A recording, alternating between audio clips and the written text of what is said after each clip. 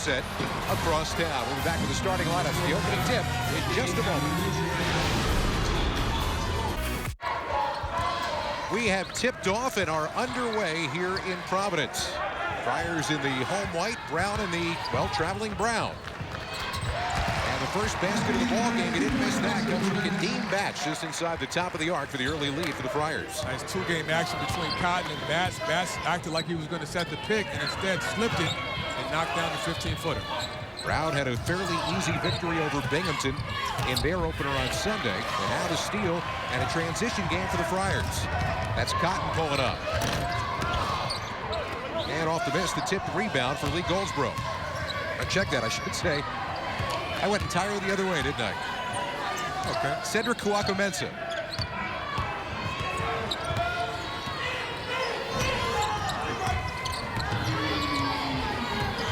Straight man defense for the Friars. There's a shooter in McGonigal. Missed on the shot, but an offensive rebounding opportunity. It's something BC didn't get a whole lot of here on Friday night. In the turnaround, Kouakou-Mensah, first two of the game for Brown. Kouakou-Mensah is a big part of their front line. Him and Maya provide all the interior scoring for this Brown team. Nice offensive rebound by the sophomore with the putback. Both teams kind of feeling each other out here early on. And Batts on the drive, can't get it, but how about that? Tyler Harris skying over everyone for the putback. Harris came from the weak side and followed up the Batts miss with the follow-up jam. As we said before we went away to break in our opens, Brown did win last year. You can see that they do have the talent to be able to play inside a bit. Kouakou-Mensah hitting on his second. Kouakou-Mensah with a nice touch with the jump hook over Batts to score the second basket for Brown. There's Batts trying to answer inside.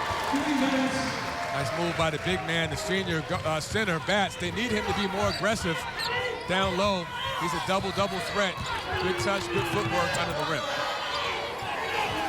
Around his screen, flaring out, nothing there, back to the top. And why not? Another opportunity for Kouakou-Mensah. Off the miss, here comes Providence with a 2-point lead in the basketball.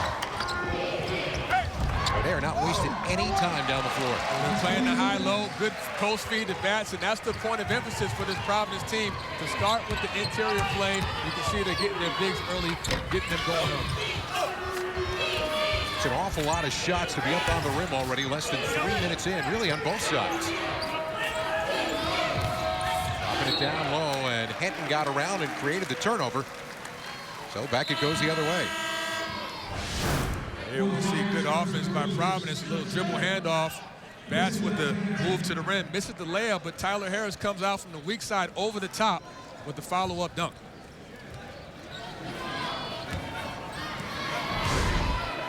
This Providence team, led by Cotton, leading scorer in the Big East, playing more point guard because of Dunn's injury. We'll talk a lot about that today.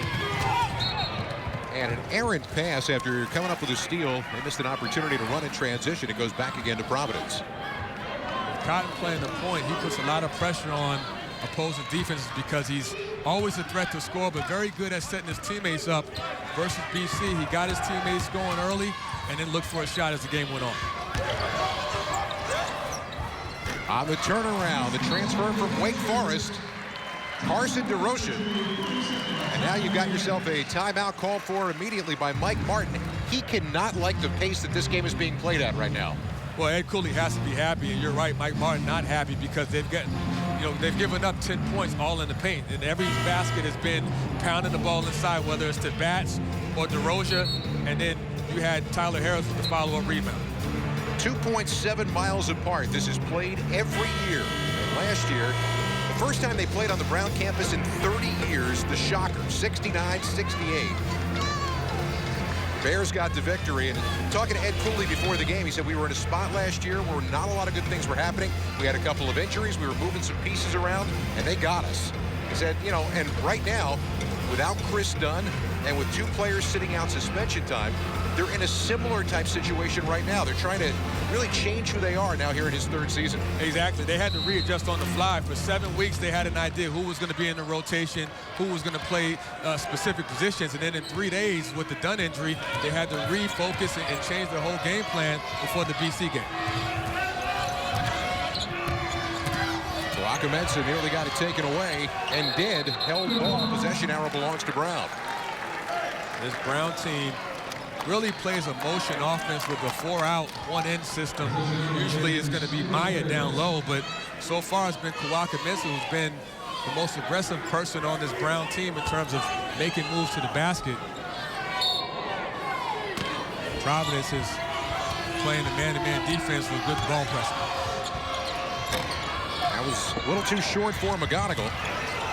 Another opportunity, though, and that one won't go. Brown's missing on a couple of shots here.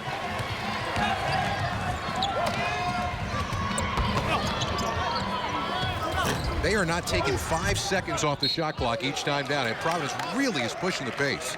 Well, Coach Cooley has a thing called early offense where he wants them to get the ball and run and try to score in that first 7-8 second window. And they're doing a good job of pushing the ball in transition, trying to get easy early looks. And DeRocha hitting again.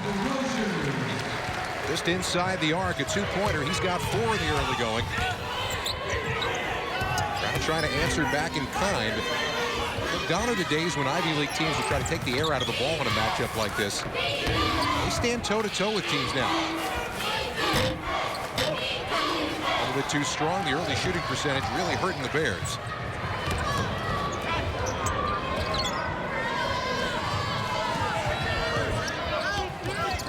Bats splitting the defense in two, had it knocked away. Not once, but 2 blocks. Kawaka the Ivy League Defensive Player of the Year, comes up big and knocks the ball away. Providence, though, finding the range from the outside and from inside as well on the way to an 8-point early lead.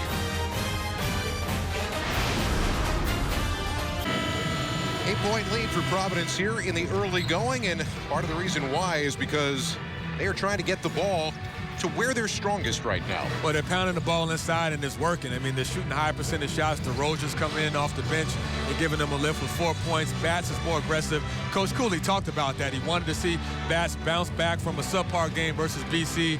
He's their best interior presence. And then you have Harris getting involved on the offensive glass. So far, a good start by the front court for the Providence Friars. Saw Mike Martin, former Brown player, now in his 2nd year as a head coach for this team. A young head coach with a very bright future, a lot of people believe. Providence drops into a 2-3 zone. You have to keep your eyes on McGonigal. He's the best shooter on this Brown team. Points in the paint, clearly the Friars' way.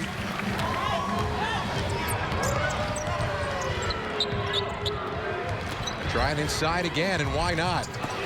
Easy 2 for LaDontae Henton, who had 37 points last time these teams met last year.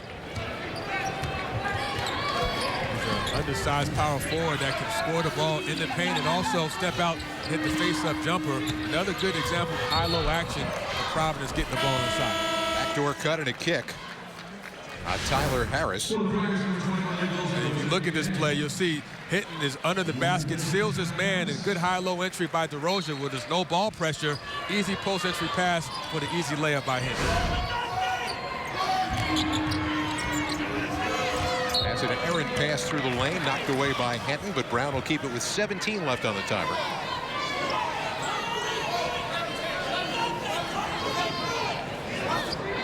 Brown has yet to get in the offensive rhythm. Their leading scorer, number 22, McGonigal, has not even taken the shot yet. Partly because Providence is going over the screens and not giving him any airspace to get any shots up. You have to shut him down because he's one of the more explosive scorers. Under 14 and a half to play in first half. Cotton on the move to the hoop. Good looking shot. Big man hits his 6th point in. It's a guy with a nice touch for a 7-footer, Scott.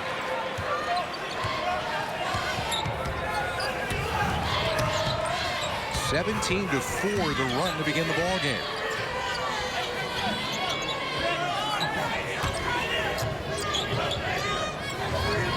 Cutting away every passing lane right now, hand in every passing lane. And Brown is just not getting the shots that they want. They're not advancing the ball. Not only that, there's no offensive glass. No one's crashing the offensive rebounds for Brown, so it's one and done. Providence has done a great job of stopping him and clearing the rebound. And a whistle. That's the first foul we're going to see called, which is odd these days in NCAA basketball, or is it just me? Well, you know, we've seen the trend. You know, in just a week, we've seen more fouls called than I can remember. And you actually just did a game, Seton Hall, where there was 73 fouls called. So, I mean, you know what's going on in this conference or nationwide is a big change, a big adjustment for all coaches. Henton from the outside, and that is perfect from three-point range for LaDontae Henton. That's not his game, but when he's open and he has his feet set, he does have the green light to shoot the three. Hinton, more of an interior player, wide open on the out-of-bounds play, knocks it down. Everything right now on the perimeter, and as I said, a hand in every passing lane. Well, it's good ball pressure by the Providence guards, and they're going over all the screens, particularly with McGonigal on dribble handoffs and ball screens. They're not giving him any daylight. They're going over the top to keep him from getting any clean looks. Martin McKee the inbound. Brown on his 16-point hole right now, less than 7 minutes in. That's a good look inside and a good defensive recovery. Good challenge by DeRozan, who challenged Kawhi-Mensah for the layup, caused him to miss. Providence, meanwhile, at this end, shooting at 60% to begin the game. Henton again. No good from three. A wild fight for the rebound. Won by Kawhi-Mensah. Behind the back pass was probably not the right idea. And now you got a rugby scrum for the basketball and a foul call. It's going to be on McGonigal. And we'll get a chance to see a replay with DeRozan stepping out and rotating. Good challenge on the Kawhi-Mensah layup. His size and his length affected that shot and caused Kawhi-Mensah to miss it. That's why DeRozan's on the floor, to be a defensive presence and protect the rim. You've been in a situation like this at some point or other in your career. Brown's got to do something here to hold it together. Maybe a steal, maybe a basket in transition would help in that way, and they get that from Leland King. King is a young freshman off the bench who has the ability to score the ball, and you're right, Scott, when you're struggling to score the ball in the half court, you have to find other ways to get some momentum. Defense igniting their offense, they finally get on the board. Hey, your problem here in a game like this one is it can get away from you entirely really quickly. On the drive inside, and that's another easy two. The inside game is really working for the Friars. And they're not settling for the jump shot. Hinton gets in the lane with the penetration, splits two defenders. Nice pass to DeRozan for the layup. He's already got 9 points in this one.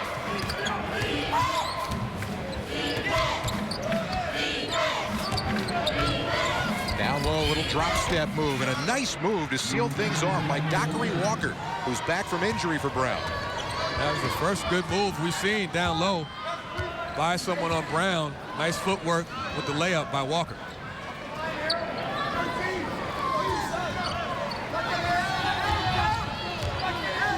Right there, you see a little bit of indecision, and that is a team that right now is missing their point guard. Well, you said it exactly. You get a chance to see Fortune, who's not really a playmaker, but we'll see Hinton with a nice drive and dish to DeRozan for the layup, and DeRozan's giving him a big lift off the bench with his scoring.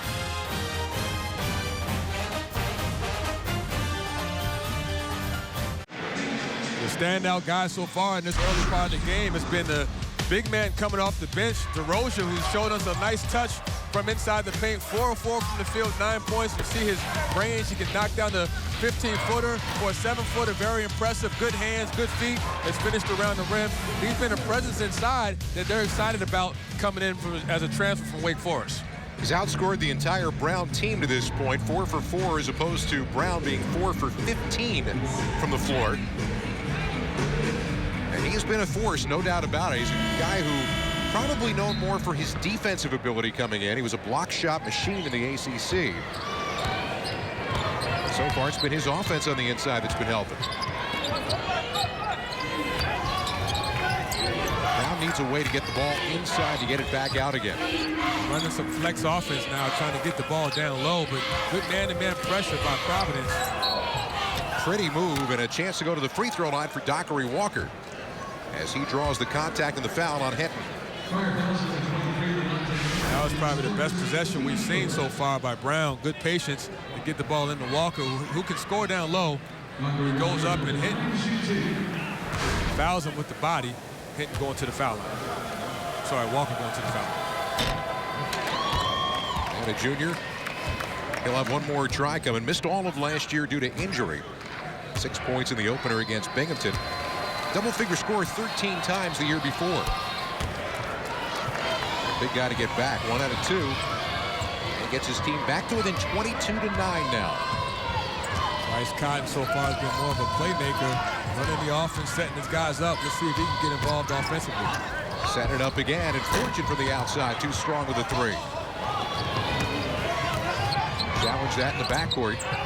And that meant an open look, and McGonigal doesn't miss at his 3rd try. And then quickly you got Ed Cooley calling for a timeout. Ed Cooley's not happy because McGonigal had an open look, and he's looking right at Tyler Harris for not getting a hand in his face. And this kid McGonigal, senior all-Ivy guard, extremely explosive, has the ability to drop 30 on you if he gets in a rhythm, and you don't want to get him going. He's the kind of guy who all it takes is one shot to get him some momentum. Fox Sports is a proud partner with Johns Hopkins Medicine, one of this year's Fox Sports supports charities. Johns Hopkins is at the forefront of groundbreaking research into autoimmune disorders like multiple sclerosis and lupus. Join us in the fight against autoimmune diseases. Donate now by visiting hopkinsmedicine.org/Fox.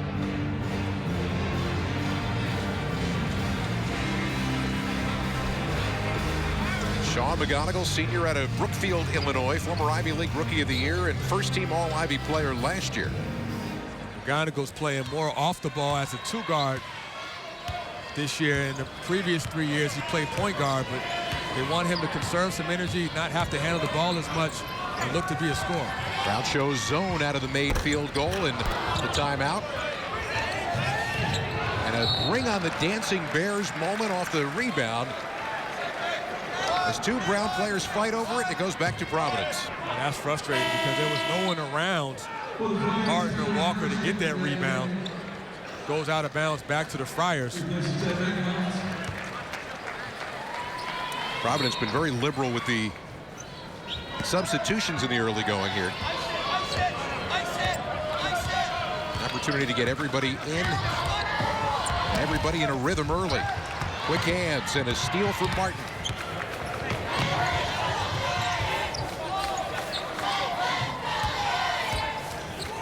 Bears were 7-7 in the Ivy League last year. Of course, the Ivy League these days has been all about Harvard the last couple of seasons. Tommy Amaker's entirely turned that program around up in Cambridge. McGonigal did a good job of getting back to his feet and not traveling. From the corner.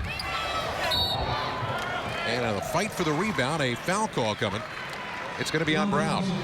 Providence length is definitely disturbing and throwing off McGonigal's rhythm. You have Tyler Harris, who's 6'9", closing out with the hand in his face. And that's a very difficult shot for McGonigal to make when you have a 6'9" guy in your face, fading away, step-back jump shot from the corner. He comes up short, but the defensive pressure and the length of Harris definitely is bothering him. Brown back to a man look now. And Cotton driving and kicking. There's Harris, bought the contact, and he's going to go to the free throw line. And that's a good job by Providence attacking the rim. You can see they're not settling for the jump shot. They're getting to the rim at will, and Harris has an interesting role here because he's a guy who's supposed to come off the bench, but now he's inserted in the lineup with Austin being out with suspension. 6'9", versatile big guy, can play the 3 small forward or the power forward, and he can put it on the floor and take bigger opponents to the basket with his quickness. Substitution for Brown is Kawaka Mensah going to sit down with 2 fouls, and Rafael Maya comes on to replace him. I was talking with, as we were chatting with Ed Cooley before the game, he said that Chris Dunn being out changes everybody else's position. And, you know, somebody is moving from a 2 to a 1 and a 3 to a 2. Everybody's kind of playing out of position because of that loss right now. It's really interesting, and you're exactly right. Fortune, who's starting at the shooting guard, is really playing.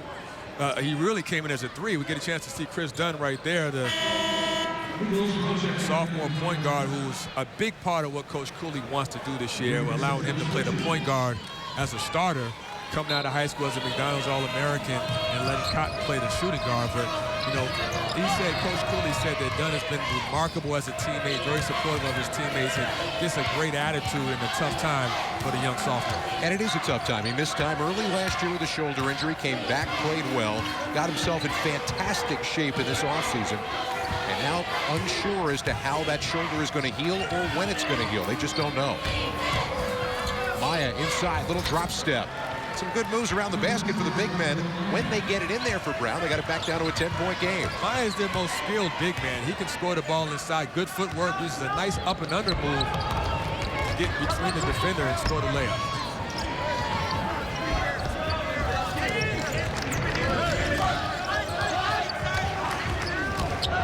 Cotton ended up throwing it away on what was a little pick and roll, but too much on the pass. The turnover sends it the other way. Maya gets the ball on the right block. Nice up and under move, like McHale, and finishes with the layup for his first basket. 6 turnovers now for Providence. And an opportunity for Brown for the first time in a while to get this back down to a single-digit game. Back to Maya they go. And he got blocked by the backboard. Good job by Bass not fouling. He cut Maya off and forced him into an off-balance shot. Off the miss. Transition opportunity for the Bears. That's Blackman from 19. Got it. Blackman, freshman point guard from D.C., thrives in the up-tempo type of play, likes to push the ball, decent mid-range game, still working on his turnovers, but Coach Martin's excited about it. Defensive help coming to the inside, but the foul call is going to go against Brown. It'll be on Rafael Maya. Ball goes back to Providence when we come back, but the Brown Bears in the middle of a 10-2 run. They got it back down to a single-digit game. Providence up comfortably with an 8-point lead right now, and you know, one of the challenges of being a good team in terms of conference play is learning how to play with the lead and not getting complacent and kind of keeping that pedal to the metal. So far, Providence has done that, but going down the stretch, let's see how they react to playing with the lead and not getting too relaxed and keeping that fire. And we get a chance to see the governor of Rhode Island, Lincoln Chafee, another guy with a lot of responsibility, can relate to not getting complacent, not relaxing, always eyes on the course, a full-time job being the governor of this great state. And I'll tell you what, there's a political thing here, too. You've got to be careful as the governor of Rhode Island because he's a Brown graduate. But, good point. He cannot be on the Brown side of things tonight. You've got to be equally down the middle. Got to be neutral. Not an easy thing to do.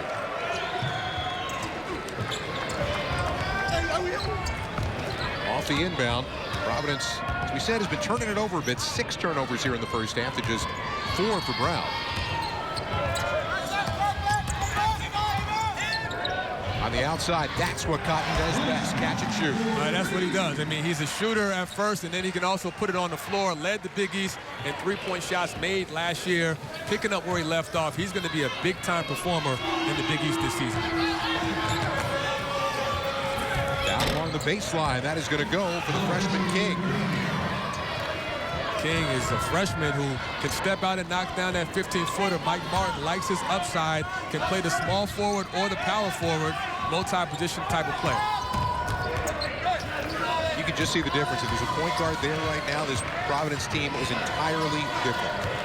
And they're playing a different way. Cotton deserves a lot of credit for a guy who's not a point guard playing the point. And he looked like a point guard right there. Well, he's familiar with this position because he played 8 games last year at the beginning of the season at the point when Vincent Council and Dunn were out with injuries. Terrific play by Maya. And Blackman can't pay it off. Harris may have taken an extra step. What's an extra step among friends? Well, you see the versatility of Harris, 6'9", bringing the ball up off the miss, coast to coast, with the layup off the glass.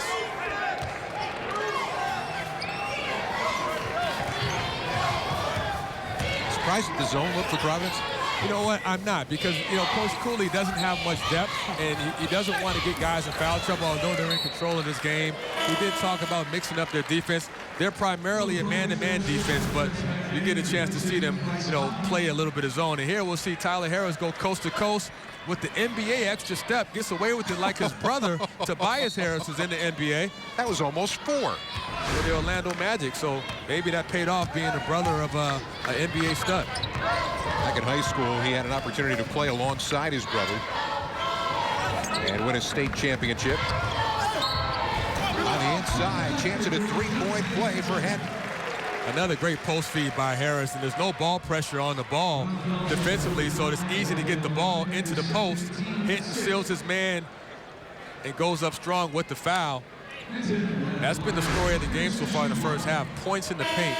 Providence has made a living scoring those high percentage shots. Dante Hinton at 15 and 13 in that opener. Another guy who now is a junior, great get in terms of this program.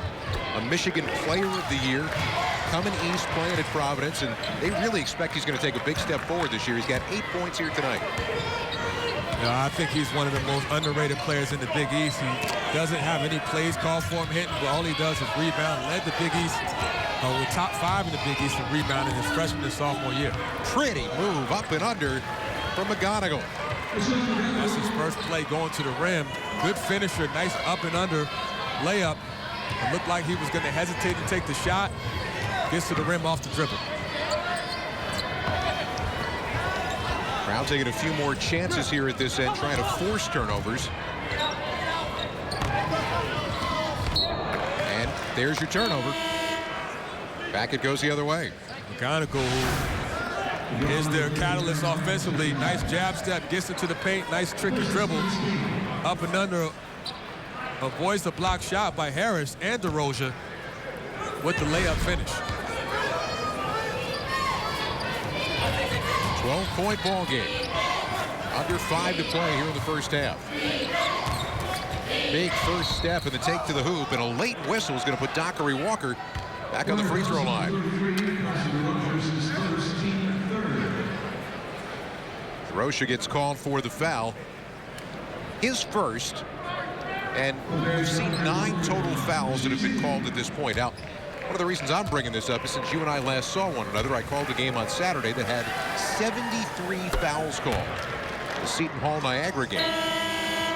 Yeah, I think it's a work in progress. It's definitely an adjustment, learning curve for both the players and the coaches and the officials. I mean, this is the new rule. This is the reality of basketball on the college level, and I think it's good in a sense because the points are higher, but it's also a little frustrating for players and coaches because you have to kind of plan differently in terms of how you want to guard and also how you want to attack. If you have athletic guards, it's to your advantage because you can get to the rim with less resistance because of the hand check rule. If you've got athletic guards who can drive, those are the teams that are going to flourish with this system this year. Long range, Tyler Harris stepping out and hitting, but stretching the lead to 13. Harris has been impressive. You know, he's come out here in this first half and shown us a little bit of everything, the three ball, the ability to get to the rim, and also offensive rebound. And that'll be a goaltending call on Batts. So count the bucket. Chris Dunn on the sideline, excited and rooting his teammates. You see the replay. Batts with the goaltend. And it was. Little high-low passing, and it looks like in times they can do that all night. Well, it's easy for them to get the ball in the post again because there's no ball pressure on the passer. Again, Harris with the wide open lane. Good post entry to Batts for the layup.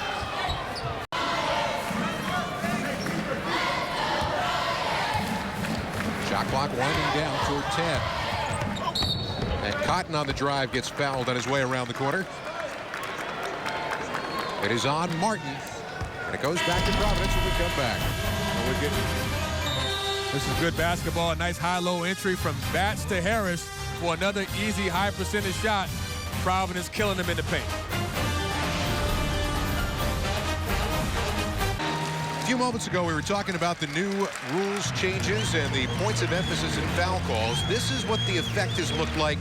Really a very small sample, but we've seen about 6 or 7 fouls per game called more, and that's resulted in 17 total points more at this point.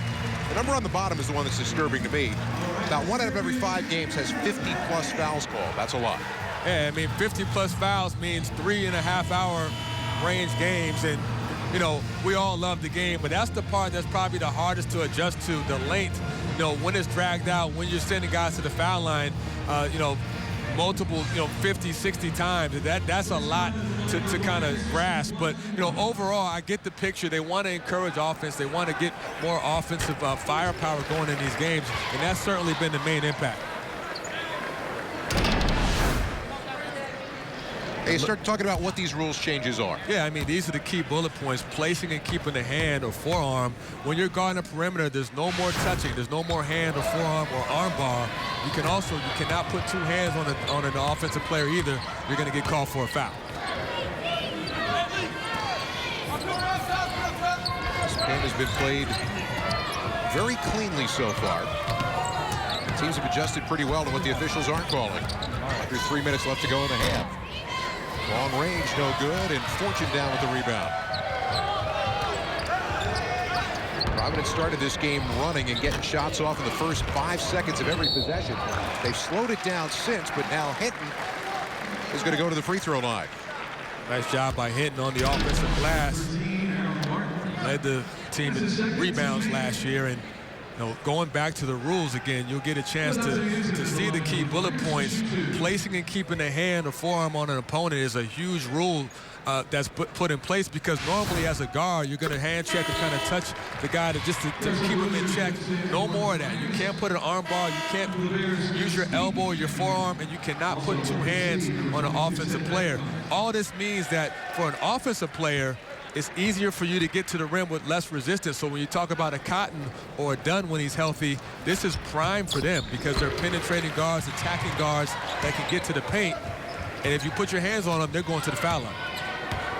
16-point lead for the Friars now. Coming up on 2.5 left here in the first half. McGonigal in among the trees. And the offensive rebound and putback is going to send Dockery Walker back to the free throw line. Walker's been active. I have to say, of all the big guys on this Brown team, he's been the most active off the bench. And we talked about his injury last year. He was out with the knee injury, but he's a added lift offensively, especially crashing the glass on the offensive end for this Brown team.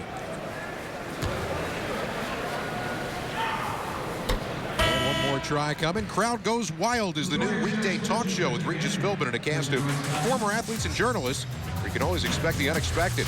Catch Crowd Goes Wild weekdays 5 p.m. Eastern on Fox Sports 1. A lot of stuff going on there.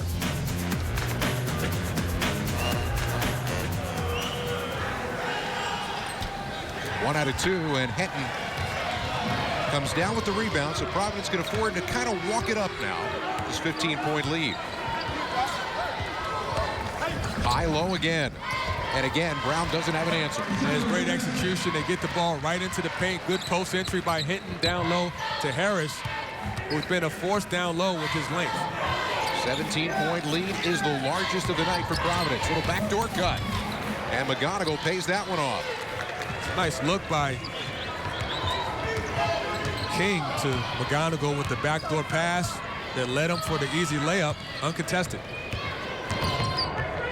Later this year, when they see Princeton, that'll be something the Tigers will be proud to call their own. Roshevich not once, but twice from in close. Brown trying to get a little momentum, a little bit of an uplift going into halftime.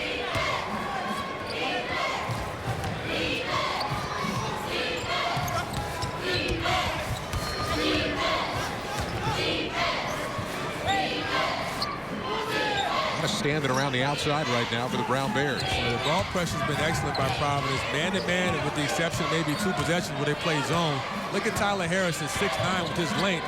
Gets the hand in the face of McGonigal and causes them to miss again. That was actually from another county, that attempt.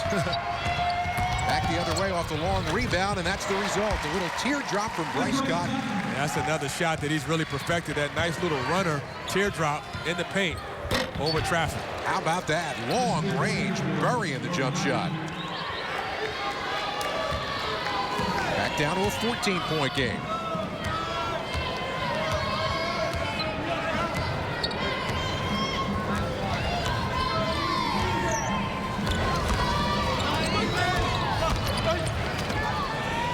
Second differential between game and shot clock. And now Providence, with the miss, is going to allow Brown, if they'd like, to hold for the final shot, which it looks like they're going to. Again, Tyler Harris is 6'9", forward. Interesting that Coach Cooley is matched him up against McGonigal, and Harris has done a very good job of using his length and wingspan to slow down McGonigal. The drive tickles the rim and falls away. And they're not going to get the shot away before the end of the half. By and large, pretty much what we were going to expect out of Providence. They took it right to the hoop. And Ed Cooley's team with a 14-point advantage here at the break. Cotton with that teardrop runner over the traffic, knocks it down. Halftime here in Providence with the Friars sitting on top of a double-digit lead.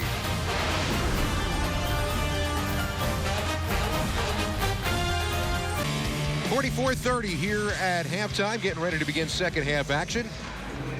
And for Brown, kind of an uphill climb in that first half, trying to figure out a way to get back in. And the question is, based upon what we've seen so far, do they have that chance to get back in this game? Well, when you have a guy like McGonigal, you can never rule the game as over. I mean, this is a guy that can score with the best of them when he gets in the rhythm. The problem is he has not been able to get loose from Tyler Harris's length, and that's the adjustment that I really kind of think is interesting by Coach Cooley, putting a 6'9" forward on a 6'2" guard in McGonigal. They have to find a way to get him open, get him some cleaner looks, run him off some screens, get him in some ball screen situations where he can get some separation and get into the paint and maybe hit that little runner.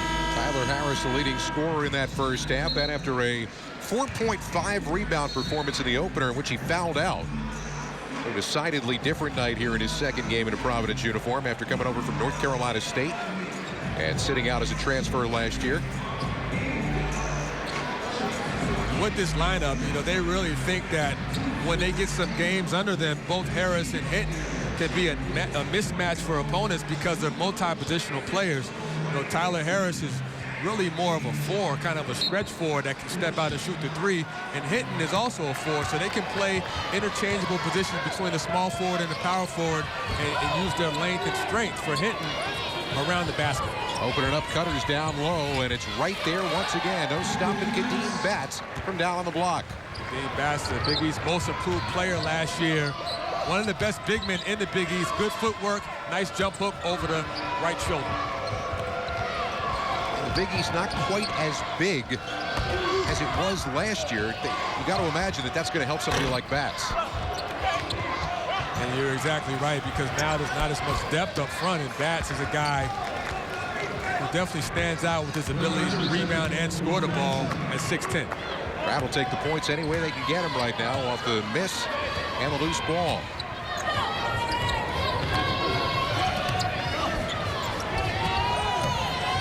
Talk some here in the second half as Fortune fires and misses. And once again, on the weak side, nobody had a body on Tyler Harris. An easy putback. He's an active live body. Good job of attacking the glass from the weak side. Back up, Maya, not once, but twice. Rafael Maya, the junior out of Brazil. Maya very good at positioning himself under the rim. Wasn't blocked out. Gets to the rim with the offensive rebound. And a hold called on Kawaka Mensah. That'll be his third. And the first foul called here in the second half. You see the frustration on Kawaka Mensah's face. He's known as a defender, was Ivy League Defensive Player of the Year, and has not been able to get in the rhythm. The interior post presence of Providence has been too much for him to handle. Hinton fouled on the way down the lane. He's going to get an opportunity to shoot two.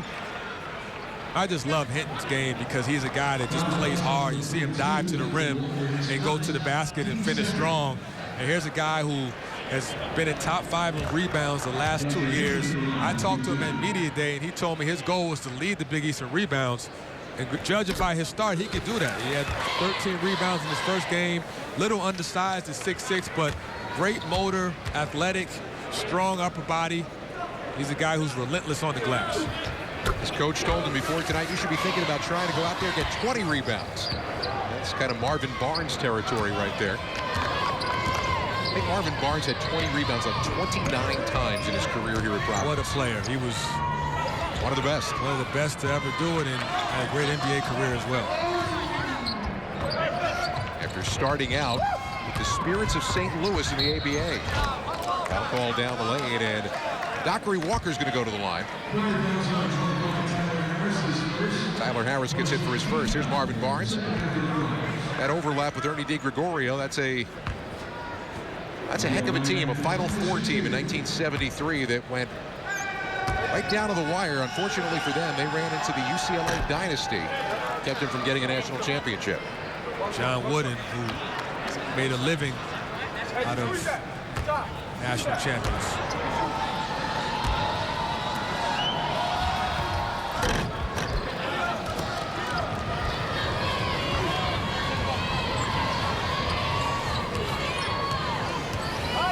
A 14-point game, just under 2 minutes in here into the second half. A little bit of a bouncing ball. Brown going to try to get something done here in transition.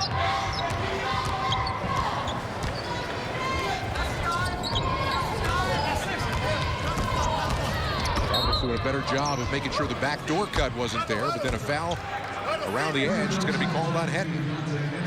And that was an example of that hand check. Hinton with the arm bar or the forearm on Walker gets called for the hand check foul. Catch and shoot. Everything but the bottom of the basket for McGonigal, and a push off on the rebound. Dockery Walker called for the foul for Brown. That's his second. Now you look at where this game is right now. You got a 14-point lead, a comfortable lead. You're hoping to be able to have a comfortable night if you're Providence. How important is it to come out and be able, especially when you've got a team right now that doesn't know if they're going to have their point guard back anytime soon? How important are these games for Providence to try to get into a rhythm? Well, it's extremely important because you have to remember, for 7 weeks they practiced with the assumption that Dunn was going to be the starting point guard, and now there's been role changes. You know, Cotton is now playing the point guard. Fortune is playing the shooting guard when he was originally a small forward, and now Harris is in the starting lineup. So different roles, which means you have to get more reps as the competition gets better. Good pass inside. Bats in traffic, and he gets fouled along the baseline. No shot. Foul call came on the floor. Good news for the Friars is they have 4 games here at the Dunk. And then they head to St. Thomas for the Paradise Jam. At the bottom of that list, you saw a team might be familiar with it, Kentucky. And this Providence team, I can assure you, will not be looking ahead to that Kentucky matchup, knowing they have 4 games before that. Next up is Marist. Coach Cooley very good at staying in the moment, staying in real time, keeping his team focused on the task at hand. And, you know, this is a guy who is from the area, so, you know, it means a lot to him to get this team, you know, organized in a way where come conference play, they have some momentum, and hopefully they have a healthy Dunn back in the lineup.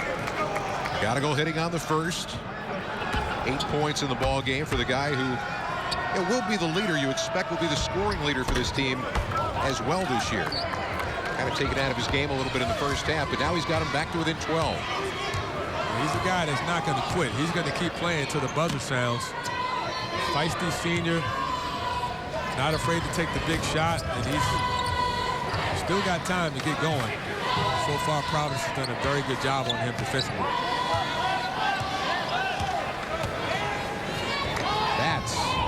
Showing some range for the big man just inside the 3-point arc. That's the improvement from last year to this year. Bats now setting the screen and popping as he did there with the screen and roll and screen action with Cotton. He passes it to Bats for the pull-up jumper, 17 feet. Thrown away by Steven Spieth. Mike Martin's team just, once again, you're early in the season right now, and you're going up against the Big East team. Last year when these two teams played, they had more games under their belt. That game came last year, the tail end of the month of December. This is the second game out of the chute. That's a big difference from the second game to, you know, 8 or 9 games under your belt. Talking to Mike Martin, So it feels like this team has more talent than last year, but just less experience. Bats couldn't finish it off. And the look inside for an easy 2 for Walker. Credit there goes to McGonigal. Pretty pass. Nice post feed, and Walker finishes it over Hinton. Brown doing the best they can to hang around in this one. Fortunate catch and shoot. And a rebound. They can get it down to 10 or 9 on this trip down the floor. And that's going to be a foul call. It's going to mean free throws coming for Dockery Walker as Hinton gets called for the foul, his third. Big man stepping outside. And Kadeem Batts draining the long jump shot. Brown doing what they can to hang around here in Providence. Providence Friars, 27 straight wins at home against non-conference opponents. Before you start getting too excited about what that could mean for a school record, that actually is 56 in a row back with that Ernie DeGregorio, Marvin Barnes team back in the early 1970s. But still, they're used to playing in situations like this. They're used to getting a lead and running with that lead. How do you do that? Well, it takes discipline, it takes focus, and it takes a commitment to, staying with the game plan that got you that lead. In this case, pounding the ball inside, contesting shots, going over screens, not letting McGonigal get free, and also just, getting back on defense, not allowing any transition baskets. Those are the things that have gotten Providence out to this comfortable lead. And, this Brown team is not going away. I mean, it's almost a double-digit lead now, but they're starting to get a little momentum. Good timeout for Coach Cooley to kind of remind his guys, hey, let's get back to the basics, rebound, and dominate the glass. One thing you can't do if you're the Bears trying to come back here is if they're giving you shots at the line, you got to hit them. Really spreading the floor and trying to create a spot inside for the big man.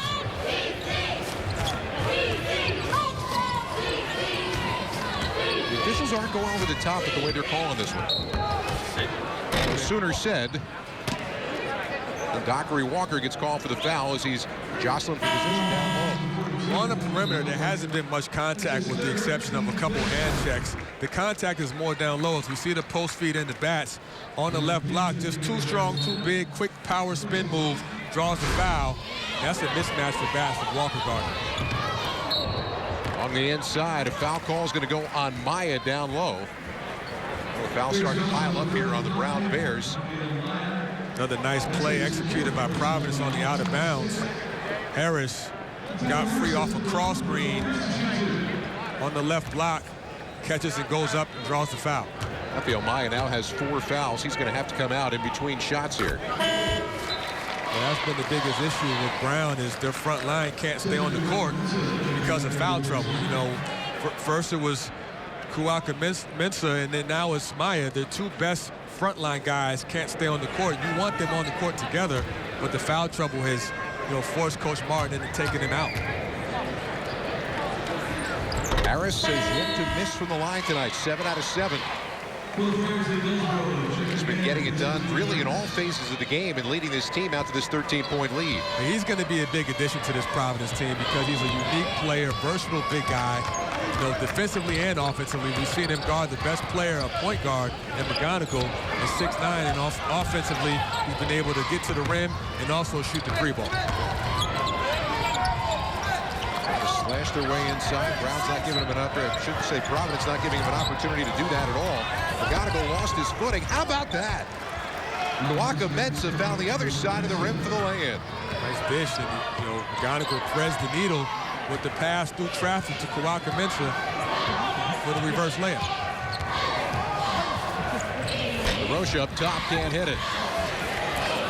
Not 1 time, but 2 times, or will it be? Goldsboro couldn't get the second shot away, and Cotton gets his shot blocked. And that's going to be traveling on Leland King. Good defensive effort by Brown, despite the turnover. Kuaka Mensah with the block shot. Led the Ivy League in blocks last year, 2.5 a game.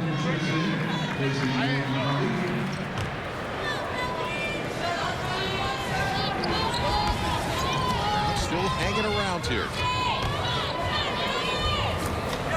And another opportunity right there to bring it out in transition off the miss. That's Blackman. He's been quiet so far. Back outside. Bang from three-point range for McGonigal.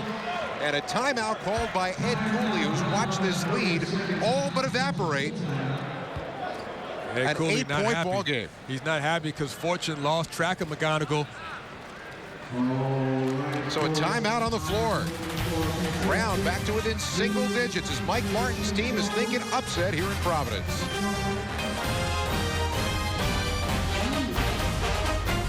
A virus, a viral condition, a viral infection, kind of akin to Epstein-Barr syndrome. And his doctors have basically said, we can't clear you to play basketball again. It's funny, he said he was watching the tape for the first time over the summer of what he did last year to win that game. His dad was watching the tape with him and said, you look really sick while you're playing this game. And he said, yeah, you know what? I felt really sick while I was playing this game, but the shots were going down. The game of his life, 8 of 15 from 3.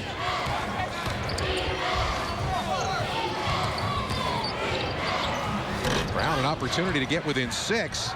Leland King fell back on the jumper, and it's going back the other way. Providence, gave up an uncontested shot by Blackman. Blackman comes up short, and those are the kind of shots that you need if you're Brown, and capitalize off the 12-4 run and dig a little deeper into that deficit. Another stop by the Friars. Back their way offensively. Offense isn't coming as easily for Providence. Brown's doing a better job of adjusting down low, but the fouls are starting to catch up to him. That's a good point. You're exactly right. The focus on guarding the post has been a better job on the Browns' point in terms of collapsing the angles and making it harder with the contest for Batts and Harris when they get to the rim. That foul call was on the floor, so this should be a 1-and-1 opportunity for Harris, who, as we mentioned, has been perfect from the foul line tonight.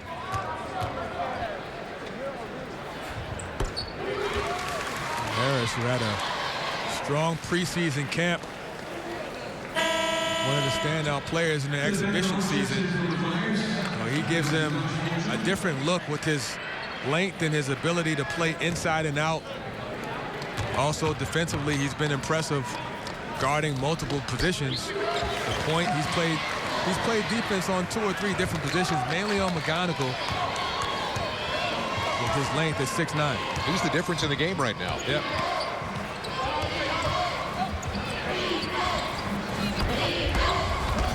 McGonigal will try to post up a little bit on Cotton, nothing there. And back they go to the top for a reset.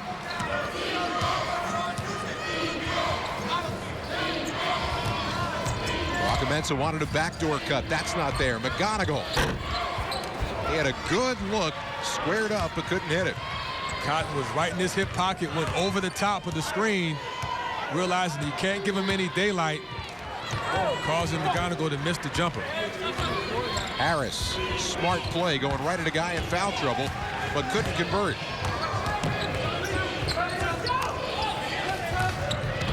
That's Kawaka-Mensah. Got it high off the glass. 8 points now for Cedric Kawaka-Mensah. Brown not going away, an 8-point game. See if Cotton can get more involved. This is the time in the game where he usually looks to be more aggressive. And that's a travel. 9 turnovers now for Providence.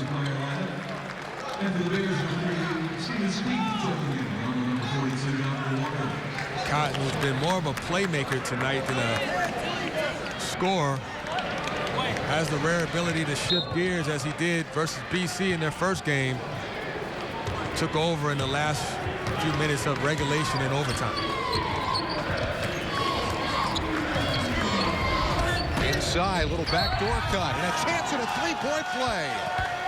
Steven Spieth took the contact and went high off the glass. Don't look now, but when we come back, he's going to be shooting a free throw to get the Bears within 5. 11:51 left to go, and the team from the Ivy League and right here in town throwing a bit of a scare into the Providence Friars. We got ourselves a ball game here tonight at the Dunk.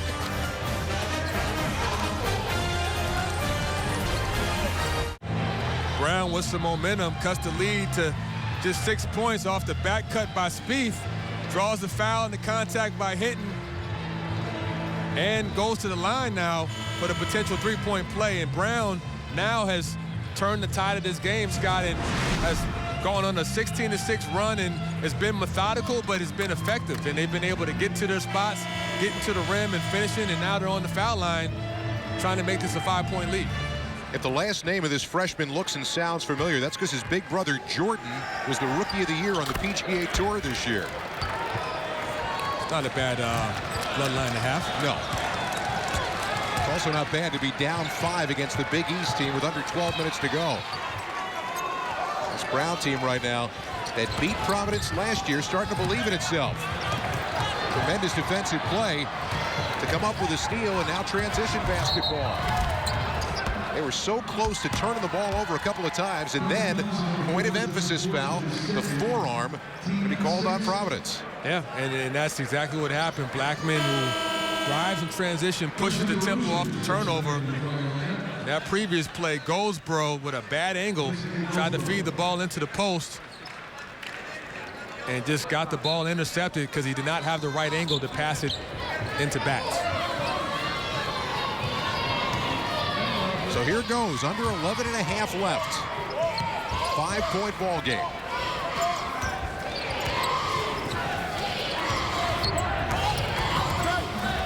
Pagano will try to set up his teammates. And that one works from just inside the top of the arc for Kawaka-Mensah. Great execution by Brown. They tried to get the first option. It was McGonigal coming off a down screen.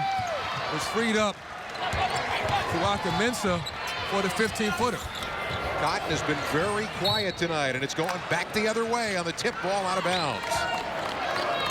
And the defense, the ineffectiveness of Providence on defense is now affecting their offense, as they've gone down multiple times without a basket. Big time screen, but too big a screen. And Dockery Walker is called for the foul.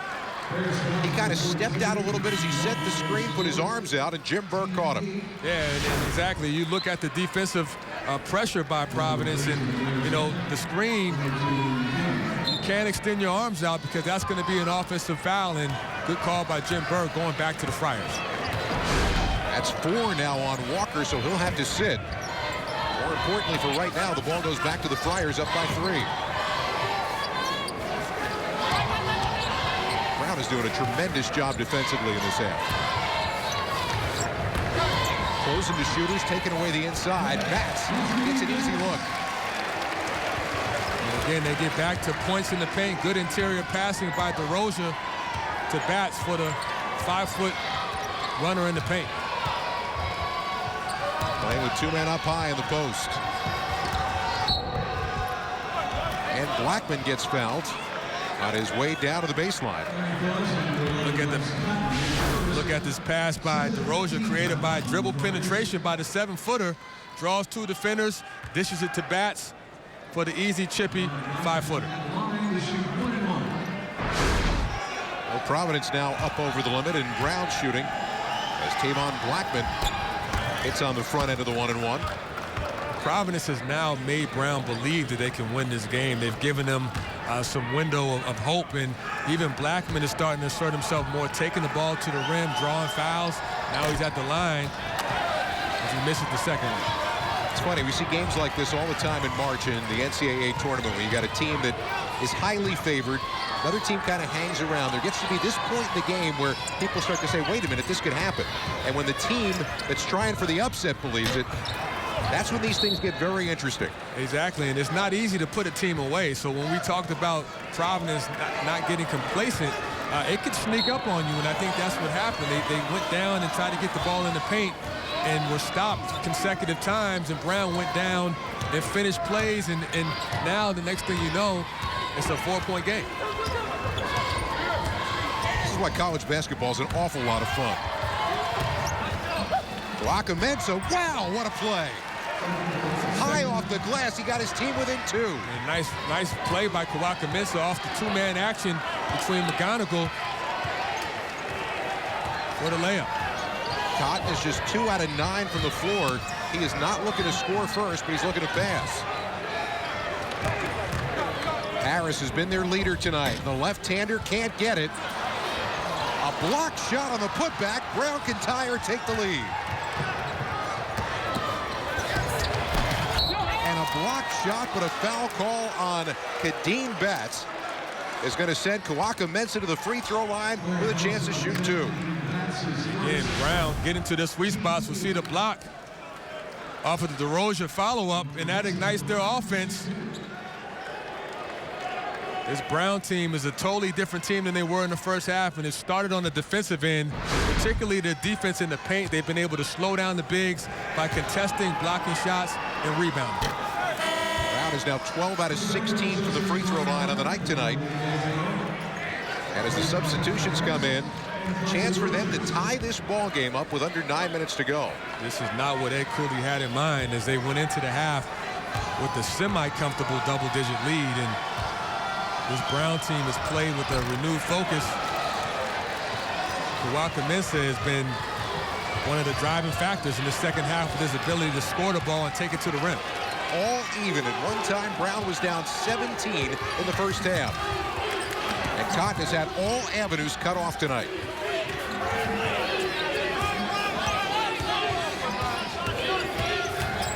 In among the trees and kicking back out again. No good. Fight for the rebound.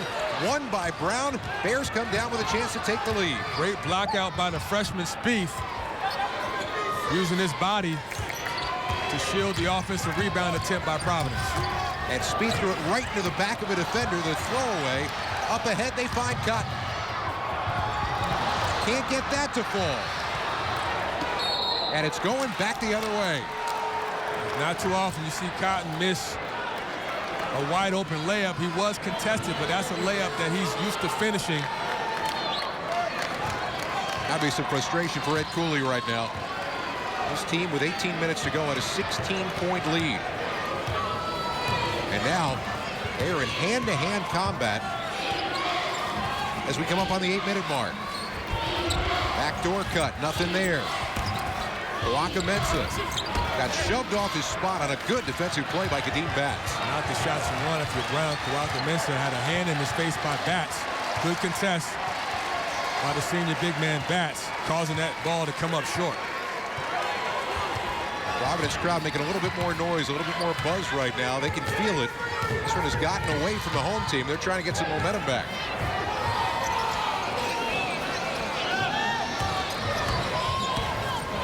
Cotton throwing through on the skip pass.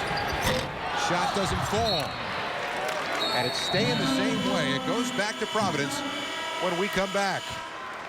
Tie game, 7:21 left to go.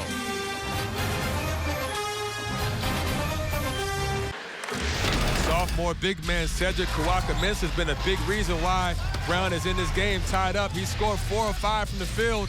A mix of shots off the glass. He showed a nice touch from 15 feet. And this big guy has taken over the game with his ability to score and put the pressure on the front line defense of Providence.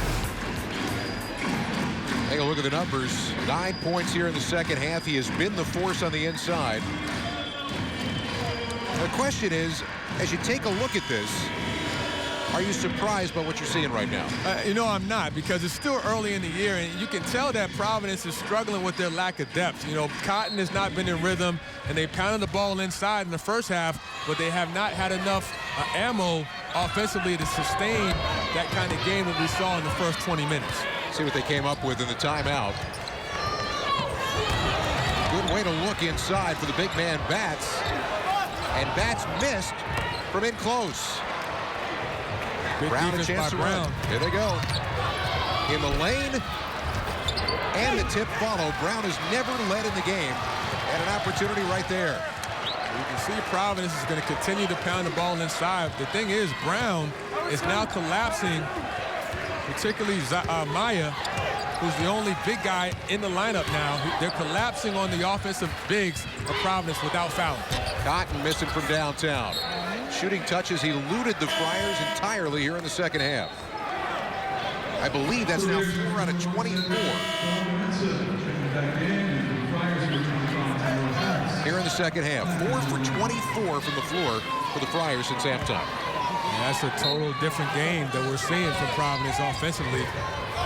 big reason is they have not been able to score in the paint as they did in the first half, as Harris shoots an air ball. Not the possession you want if you're Ed Cooley. Right. There's frustration right there. This Brown team runs a lot of sets out of their motion. They spread you out with a 4-out, 1-in and set a lot of ball screens. It's hard to guard. Maya trying to get it on the glass and does, and Brown leads for the first time tonight. Sweet move by Maya. Nice footwork, spin dribble. Nice touch off the glass to give Brown the lead. Last year, Brown pulled the upset. They're trying to do the same, but Bats having none of it.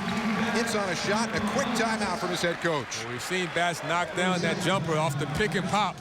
He sets the screen for Cotton, pops out, knocks down the jumper.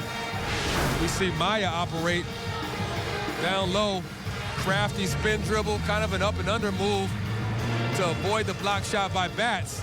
Finishes it off the glass. Nightly on Fox Sports Live. Join Jay Onrait and Dan O'Toole along with Donovan McNabb, Andy Roddick, and Carissa Thompson as they bring you all the scores, news, and highlights you need. Catch Fox Sports Live nightly on Fox Sports 1.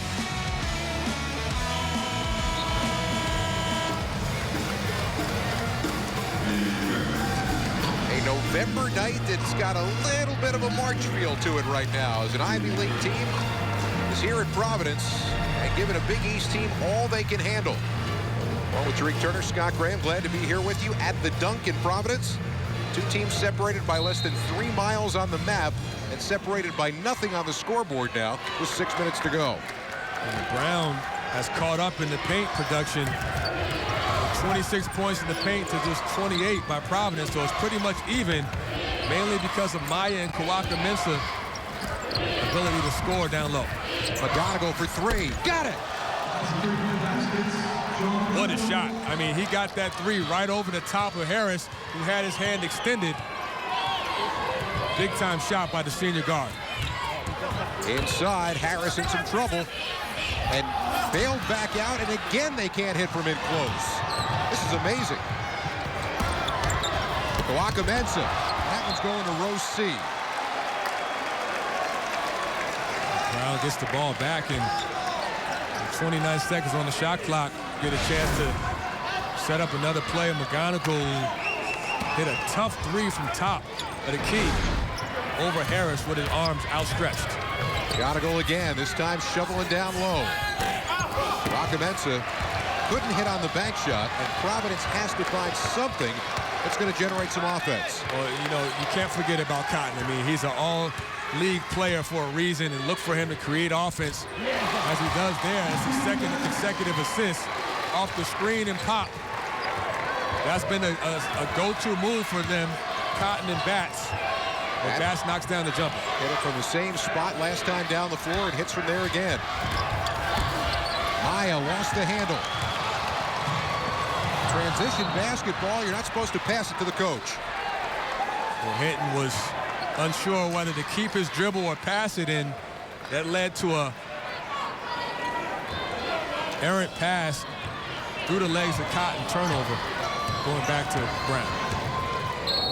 And now Brown and Mike Martin are going to call for a timeout.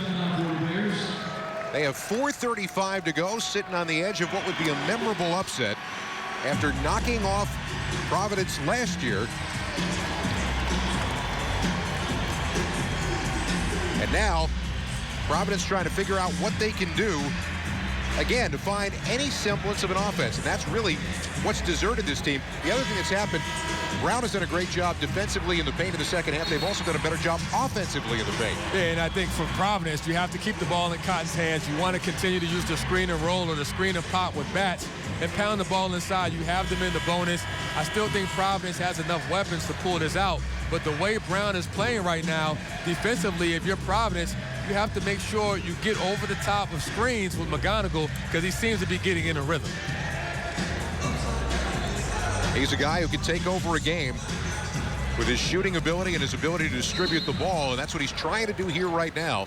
It's a good timeout for Mike Martin. 1 point lead in the ball. You want to come up with something designed in the timeout. Nothing there on the back door. Spieth back to Maya. Look at that. Interior passing and a great block by Kadeem Batts. That was a huge block because it would have given the Bears a 5-point lead. Good interior passing, just couldn't finish the play for Browns. Wrap around, and Batts fighting his way inside. That is going to be a foul call. And it is on Spieth, not Maya. That's key. It actually wasn't a block shot. He just lost control of it. Wow. But a great contest by Batts, who threw Kawhi-Mensah off balance and caused him to miss the layup. Batts, on the other end, goes to the foul line as he gets fouled in the paint for 2. And he'll have one more try to knot this game up again. 16 points and 9 rebounds on the night for Kadeem Batts, the senior out of Powder Springs, Georgia.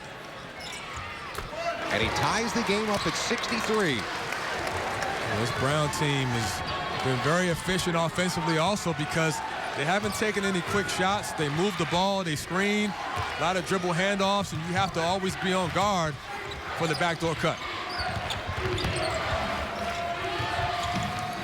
That's where they want the ball in the hands of McGonigal. Spieth shoveling it down low. Nowhere for Maya to go, and he traveled with the basketball.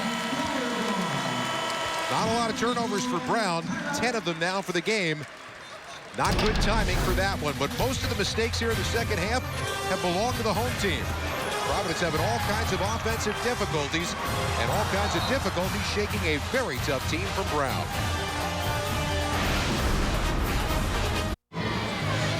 Our game summary, the anatomy of a could-be upset. Tie game with 3:37 to go. Providence was up 20-4 to begin the ball game. And here in the second half, they have gone ice cold, shooting 6 out of 28. 6 field goals in the half. Kadeem Batts has 5 of those field goals. Yeah, and that's a totally different half from what we saw in the first half, where all the bigs for Providence were producing, whether it was Hinton, Batts, Harris, DeRozan. You know, they all had a huge role in why they had that lead. So second half, we haven't seen that production. You have to credit Brown's defensive plan to collapse down low without giving up three-point shots, without fouling. Let's see what Providence has come up with out of the timeout. Why not go back to the well again, except a block shot again. Kawhi-Mensah got a hand on it. Another opportunity for the Bears to take the lead as we come up on 3 minutes to go.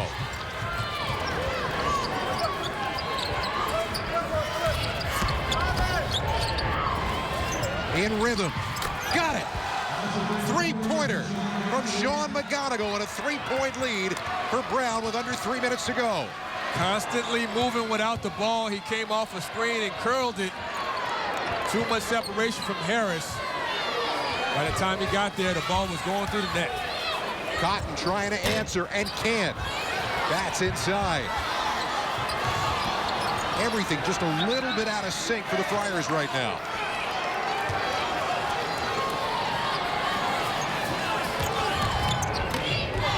Like the ball hitting the rim on a cross-court pass. And got it from 3. What a shot. I mean, that's a shot that Hinton is not normally known for making. That's his second 3 of the game. Ties the score. Good skip pass to Hinton for the wide open 3. Coin toss right now, partner. Anybody's game. Last thing in the world is the favorite team you want to see is the 2-minute mark, and it's anybody's game. This is a dangerous time for Providence with McGonigal having some momentum, shooting the ball off the screen and roll. And try it again. Left it way short. Didn't quite get the look that they wanted. One more foul and Providence will be in a double bonus, so that tells me that they want to continue to get the ball down low. Maya stepped up, anticipated the pass, and here comes Brown with the basketball. 1.5 minutes left to play. Last year, it was a wild flurry at the end of the game when Providence looked like they'd already put it away. This year, it's been methodical throughout the second half.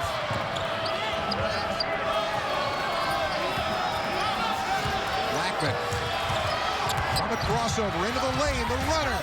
Won't go. Rebound tapped out of bounds by Brown. It goes back to Providence. And a quick timeout for the Friars. Here we'll see McGonigal with the curl all the way from the weak side. Gets the shot off with the three, and then Hinton coming back with another three of his own to tie the game up. So that's where we stand right now. 1:05 left to go. Each team can stop the clock twice. Possession arrow belongs to Brown. I still feel like with the Bears having 19 fouls, their next foul will put Providence in a double bonus, 2 foul shot situation. The plan has to be to go down low and get Bats involved, or Hinton possibly, and if it is Cotton, you want to get something going to the rim. Cotton has not been able to get in the rhythm with his outside shot.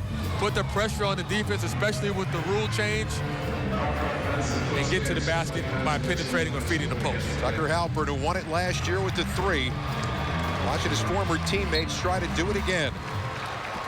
We told you about the situation with regard to the possession arrow and the timeouts. There are your fouls. Here's your ball game. Under a minute to play.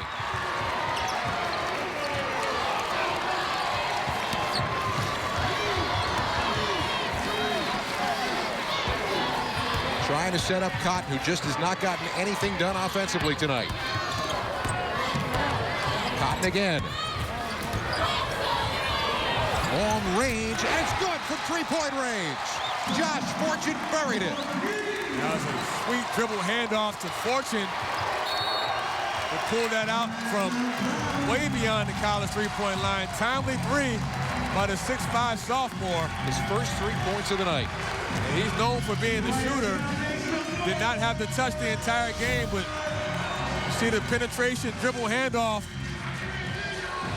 Nice 3-ball by Fortune. All set up by Cotton's penetration, though. He gets in the gap, draws 2 defenders, kicks it out, 3-ball. One of the first guys to greet him when he got over to the bench was Chris Dunn, wearing a suit, being the good teammate. There he is right in the middle of a huddle. He would love to be playing. The shoulder problem means he can't. He's doing everything he can from over on the bench. He's been animated the entire game. We've seen him, Scott, on the sideline. Every time out, he's on his feet, encouraging, talking to his guys, keeping the spirits up, telling them to hang in there. You see that leadership. It's hard to lead when you're off the court, but he's certainly doing a good job. All right, so now Brown comes down. They've got the basketball, 2-second differential between game and shot clock. Everybody in the building knows McGonigal's going to get a touch. Is that where they go down by 3? You're not going to have time for 2 possessions back and forth here. Yeah, it's definitely going to be in McGonigal's hands unless they find a way to deny him. In this case, he's inbounding the ball, but there's a saying in basketball that the most dangerous player on the floor is the guy that's inbounding it. Look for McGonigal to get the ball back. You want to make him put it on the floor and drive. You don't want to give any threes up, especially to him, with a 3-point lead. 2-point attempts, not 1 but 2 of them, and Bats comes down with a rebound off the miss. And that's not the shot that you want if you're Mike Martin. Freshman Blackman looked like he was flustered. They wanted to get the ball to McGonigal. They forced him baseline. Blackman, he takes the ill-advised shot and comes up short. They really wanted McGonigal to come off a screen. That's a freshman mistake, and he'll learn. A lot of upside for the freshman point guard, Blackman.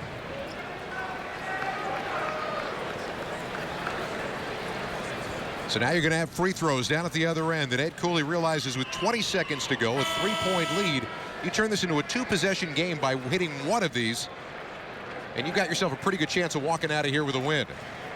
The foul, by the way, was on Rafael Maya, who just fouled out of the ball game. You're exactly right, Scott. 1 shot or 1 foul shot by Bats will make this a 2-possession game. Bats, who's been active, especially in the second half. Now, if he does miss, he's going to have to miss twice for it not to be that way, because it's a 2-shot foul. It's a double bonus situation, exactly right. So, and there you go, 4-point game with 20 seconds left. Whether he makes or misses this, if you're Providence, you want to sprint back and not stop the clock. You do not need the foul. do not foul. Clock is your friend right now if you're Providence. Brown will hurry it up the floor. They've got to get 2 shots off. That's a guy you want taking it if you can. In traffic. Got it from 3.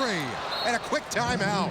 What a shot by Sean McGonigal, who had no room to squeeze that shot away and somehow found the bottom of the net. He just won't go away. I mean, this is an unbelievable shot. We'll see it. Skip pass from Blackman to McGonigal, and he gets that shot up over 2 defenders, much bigger than him, hitting them 6'6", and Batts was about 6'10". Quick release, elevates, and knocks it down. He's got 21 points on the night. That's his 5th three-pointer. Now you're Brown. You're thinking steal. You don't want to commit the foul unless you have to. If you don't get the steal off the inbound, the turnover off the inbound, then you are committing a foul immediately. Exactly. Yeah, that's exactly right. They're going to try to deny the ball first for being inbounded and hopefully get a 5-second count. If they don't get that, they'll go for the steal once. If they don't get it the first time, they're going to have to foul to stop the clock and hope that Providence misses their foul shots. Some kind of performance by a gritty Brown team, and Providence, well, if their head coach didn't have their attention before, he certainly does now. If Providence is lucky enough to pull this game out, I can guarantee you Ed Cooley will not be a happy man whether they win or lose, just because of the way they played in the second half. They got away from what was working, scoring in the paint, taking care of the basketball, and getting stops on the defensive end.